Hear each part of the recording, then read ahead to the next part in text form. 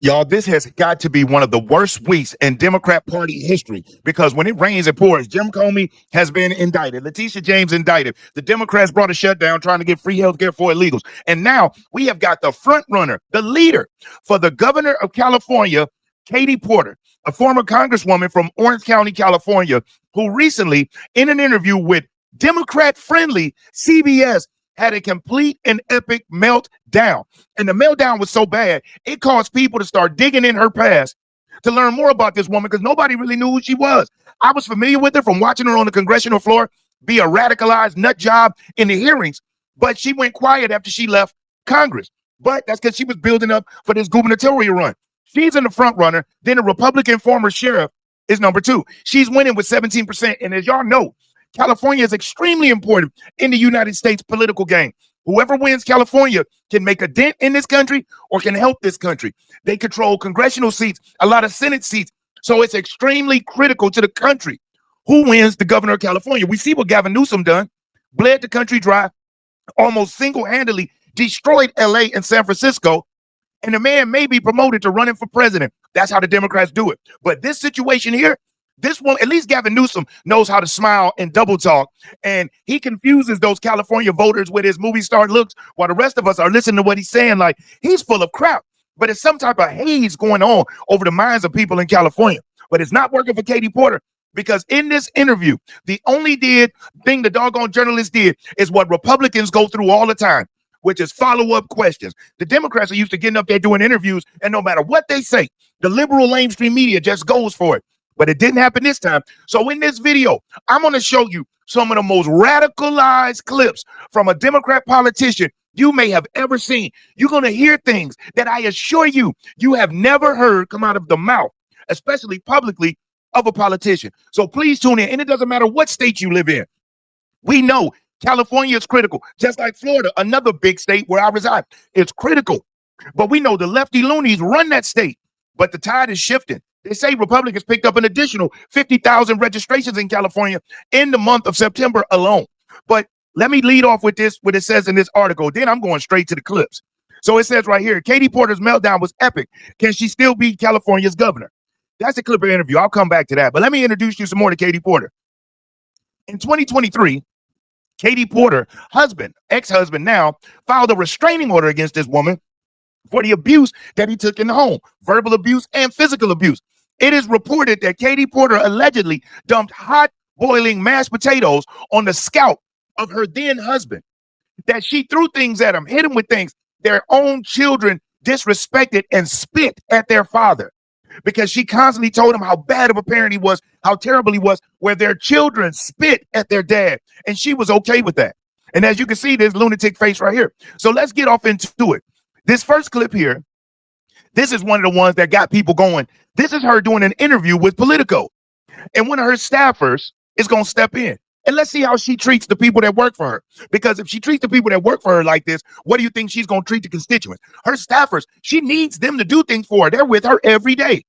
And this is how she treats them. Imagine how she treats voters that she's never come face to face with. Check this out. It's dying prematurely to air pollution and other problems. And the state could lose.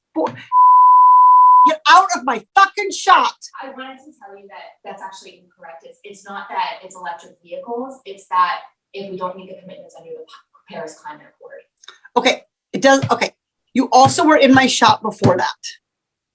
Stay out of my shot. Okay, I'm going to start again with electric vehicles saving us money. So if you heard what the staffer said, the staffer actually stepped in to correct some misinformation that she was given. She snapped at the staffer, cursed at her. The staffer helped her out. And then she wants to restart with the point that the staffer just gave. Didn't say thank you. And listen, saying get out of my shot is one thing, but get out of my effing shot. And then not even say, okay, but I appreciate you stepping in. Thank you. Y'all, let's start this again. With no awareness that you're on a recorded video call. But that just shows she didn't care. Now, this next clip right here, let's listen to how the future potential governor of California feels about people who touch children. Let's hear how she identifies it. Now, this is from 2022. Check this clip out. You know, this allegation of groomer and pedophile, it is alleging that a person is criminal somehow and engaged in criminal acts merely because of their identity. their sexual orientation, their gender identity. She called being a PDF file and grooming little people their gender identity. This is how wacky these Californians are. Did you know in California right now, it passed in 2023, I believe it was, a law, and Gavin Newsom signed it, a law that states there's a 10-year rule, which means that if you're an underage person, if you're a child, as long as the adult or the individual is within 10 years of your age and you give consent, there's no assault going on there. So a 14-year-old can give somebody 24, 23, all the way down to 18 consent, and that adult won't get in trouble. A 12-year-old can give a 22, a 21, or a 20-year-old consent. A 9-year-old can tell a 19-year-old it's okay. An 8-year-old can tell an 18-year-old it's okay, and they won't get in trouble. Do you hear how deranged that is? This woman just said they shouldn't be getting in trouble or ridiculed for their identity.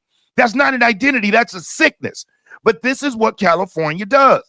If you're enjoying this video, do me a solid. Hit the thumbs up. I will never ask you for a Cash App or a Super Chat, but you hitting that like button, it does help spread the video out. And if you aren't subscribed to the channel, subscribe. And make sure when you subscribe that you hit the notification bell and select all. That way you'll be notified when I upload new videos. So now let's take a look at this clip here. Now, when Joe Biden created the worst inflation our country had seen in maybe 70, 80 years, this was her advice as far as for why taking children out of women prematurely is justified under inflation. Check it out. President Biden has said that inflation is the #1 priority for the Biden White House to try to get under control right now. As you're out there in California talking to constituents during this re-election year for Congress, how does inflation compare to this newly important, in the sense of the Supreme Court decision pending, abortion issue? How do those two issues compare? Well, I don't think they compare. I think they actually reinforce each other. So the fact that things like inflation can happen and it can become more expensive to feed your kids and to fuel your car is exactly why people need to be able to be in charge of how many mouths they're going to have to feed. So I think the fact that we're seeing this jump in expenses, that we're seeing people having to pay more in the grocery store, pay more at the pump, pay more for housing, is a reason that people are saying, I need to be able to make my own decisions about when and if to start a family. So I don't think we're going to see them. I don't think it's about comparing them or contrasting them. I think they reinforce for people just how big of a responsibility it is to take care of a family. So in other words, the inflation that Joe Biden and the Democrats caused by bringing millions of illegal immigrants over, giving them hundreds of millions of dollars and billions of dollars, cutting off our pipelines, our oil supply, which made our gas prices go up, and through inflation made the Federal Reserve not reduce rates until it was election time to try to make Kamala feel better. And she feels that not preaching about being safe, not preaching about self-control, in her mind, inflation justifies people going and taking little people out of their bodies. That is insane. But she's not done. I want you to listen to this clip where she says what her 12-year-old daughter said to her when Trump won. And you tell me if you believe this is true. Check this out. So on election night, I went to pick up my daughter from water polo practice, and she's 12, and she got in the car and she was crying. And I said, did someone punch you? Like, water polo is a rough sport. I was like, did someone hit you? Did the coach yell at you? What happened? And she said, Mom, Trump won. Trump's going to win. And what if I get raped and I need to have an abortion? This is from a 12-year-old, my 12-year-old daughter. And so it was really a reminder of how scary this time is for people and how important it is for Democrats to have strategies, both at the state level and the federal level, to make sure that we can continue to protect people's rights. Now, did you hear this woman say her 12-year-old daughter? What 12-year-old is afraid of being R-worded?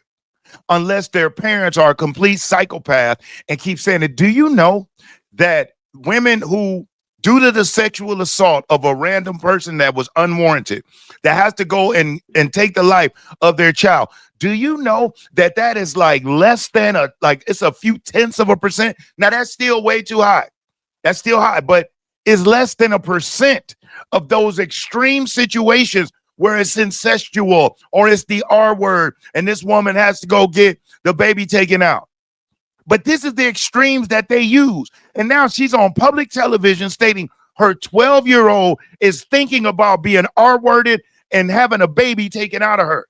That is deranged. And this woman's going to run California? I don't think so. I want to give a big shout out to the sponsor of this video, Chapter. And here's why.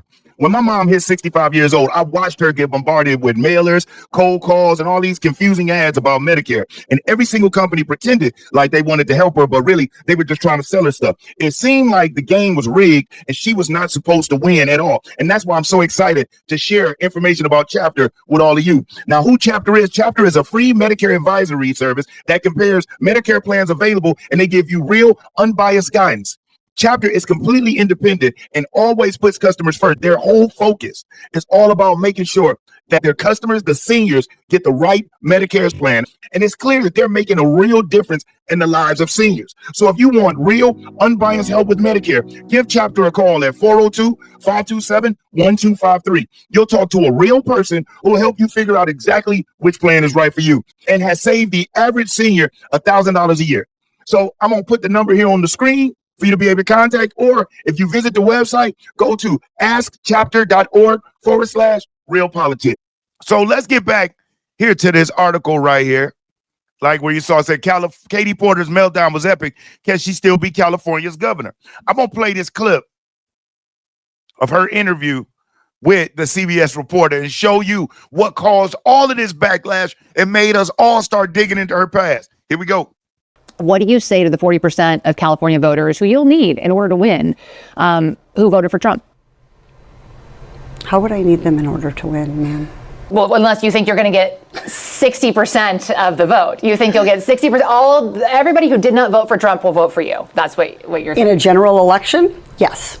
If it is me versus a Republican, I think that I will win the people who did not vote for Trump. What if it's you versus another Democrat? I don't intend that to be the case.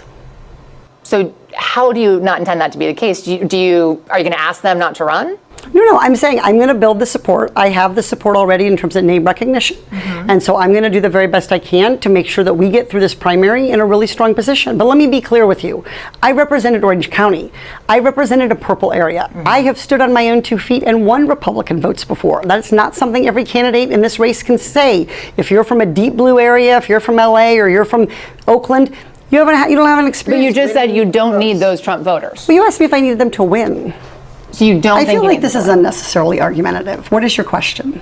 The question is the same thing I asked everybody, that this is being called the empowering voters to stop Trump's power grab. Every other candidate has answered this question. This is not correct. And I said I support it.